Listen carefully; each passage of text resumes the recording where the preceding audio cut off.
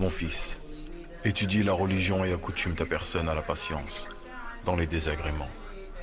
Confie toutes tes affaires à Allah subhanahu wa ta'ala, car tu les places dans une caverne imprenable et auprès de Al-Qadir, le Tout-Puissant qui peut les préserver. Sois sincère dans ta demande adressée à ton Seigneur, car il détient dans sa main l'attribution ou la privation. Consulte-le souvent. Sache que celui qui détient le jour et la nuit comme monture sera acheminé même s'il n'avance pas. En effet, Allah subhanahu wa ta'ala a refusé les ruines de la vie d'ici-bas, mais il accepte les édifices de l'au-delà. Donc si tu as la capacité d'y renoncer totalement, alors fais-le. Si tu n'acceptes pas mon conseil, alors sache de science certaine que jamais tu n'obtiendras ce que tu espères, et que tu ne dépasseras pas ton terme, car tu es sur la voie de ceux qui t'ont précédé. Ennoblis ta personne en l'éloignant de toute bassesse, et si tu étais abreuvé de tous les désirs, tu ne pourrais jamais être dédommagé en compensation de ce que tu as déployé comme effort. Attention, que ne deviennent pas au galop les montures de l'ambition, et que tu dises, aussi longtemps que l'on m'accorde un délai, on me destitue, car cela a perdu ceux qui ont été anéantis avant toi. Retiens ta langue, car tes pertes seront dues à tes négligences, d'avoir manqué au silence.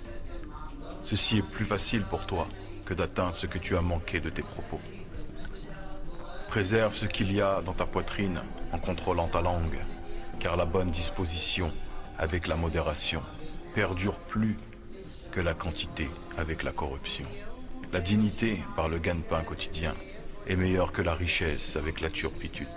L'homme est détenteur de secrets, car il se peut qu'il se précipite là où il y a un mal pour lui. Attention à ne pas te reposer sur de faux espoirs, car ce sont les marchandises des sots et les handicaps vers l'au-delà et vers ce monde. L'une des meilleures parts de la vie d'ici-bas est d'avoir un pieux compagnon.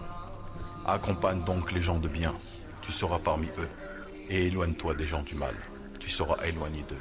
Que ne te domine pas la mauvaise pensée, car celle-ci ne laissera aucune amitié entre toi et ton ami intime. Ravive ton cœur par l'éducation, comme si tu attises le feu par le bois. Sache que l'ingratitude envers les bienfaits est un blâme, et la compagnie des sots est de mauvais augure. L'une des noblesses est de ne pas priver. Celui qui est clément devient chef. Quant à celui qui cherche à comprendre, on lui rajoute. Abreuve ton frère de conseils sincères, qu'il soit bon ou mauvais. Ne romps pas avec ton frère pour une méfiance, ni ne romps avec lui sans l'avoir blâmé. Ce n'est pas le résultat de ta pensée intime que d'agir mal avec lui. La subsistance est de deux types. Une subsistance que tu recherches et une subsistance qui te demande. Si tu ne viens pas à elle, elle viendra à toi. Sache, mon tendre fils, que ce que tu possèdes de la vie d'ici-bas n'est que pour réformer ton dernier refuge. Dépense de ce que tu possèdes et ne sois pas trésorier pour les autres. Si tu dois t'inquiéter pour ce qui t'échappe de ta main, alors inquiète-toi plutôt de ce qui n'était pas parvenu. Il se peut que le clairvoyant se soit trompé dans son objectif, alors que l'aveugle a été clairvoyant pour sa droiture. Une personne agissant avec modération ne sera pas perdue. De même ne sera pas pauvre celle qui aura été aceste. Celui qui fait confiance au temps, ce dernier le trahira.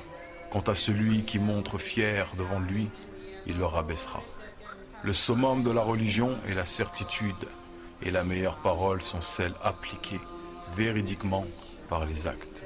Cherche un bon compagnon avant de prendre la route, et cherche un bon voisin avant de prendre une demeure. Supporte le mal que ton ami peut te faire, et accepte les excuses de celui qui vient s'excuser à toi. Retarde aussi longtemps que tu peux le mal, car si tu le souhaitais, tu pourrais t'empresser de l'accomplir. N'est pas ton frère celui qui rompt avec toi, ni n'est plus fort que toi celui qui a le lien, et ni il n'est plus fort que toi par le mal, commis suite à la vertu. Ne rends pas maître une femme dans une affaire qui la dépasse, car la femme est nécessaire à la vie et non une gouvernante. Ceci est plus à même de faire perdurer son état, d'être aisé pour sa situation et de baisser son regard pour son rideau, de la protéger par ton voile et d'être plus noble envers ceux qui ont l'hostilité. Car si on l'agresse, c'est toi qu'on agresse. Je demande à Allah subhanahu wa ta'ala qu'il t'inspire le remerciement et la droiture, qu'il te renforce dans l'œuvre par tout bien, qu'il écarte de toi toute chose interdite par sa miséricorde. Que la paix, la bénédiction et la miséricorde d'Allah soient sur toi.